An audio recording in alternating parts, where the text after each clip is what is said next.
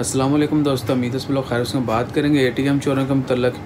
आज 2 मार्च 2021 मंगल का दिन है। रिसेंटली मुसन्ना से ओमान आरोपी ने 4 लोगों को गिरफ्तार किया जो कि एटीएम से पैसे निकालने की कोशिश कर रहे थे। यानी एटीएम को तोड़ के मशीन को इटसेल्फ ट्रे में से पैसे निकालने की कोशिश कर रहे थे। इससे पहले आपने ये तो सुना होगा कि लोग एटीएम से पैसे निकाल रहे हैं, कोई उनको गन पॉइंट के ऊपर लूट रहा है, दीगर किसी भी हरबे से डरा धमका के जो है उनसे पैसे लिए जाते हैं। लेकिन ये जवान जो है डायरेक्ट एटीएम को ही लूटने पहुँच गए।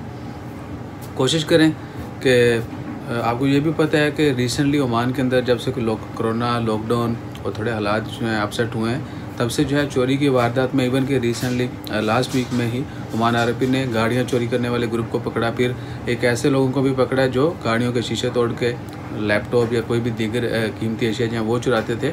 तो कोशिश करें कहीं पर भी हो अपनी गाड़ी में जो है वो उसकी सेफ्टी सिक्योरिटी का जो है प्रॉपर बंदोबस्त होना चाहिए, आपको पता होना चाहिए। उसके अलावा अगर एटीएम पे भी जाते हैं तो कोशिश करें इर्द गिर्द कोई ऐसा बंदा नहीं है जिसके ऊपर आपको शक हो।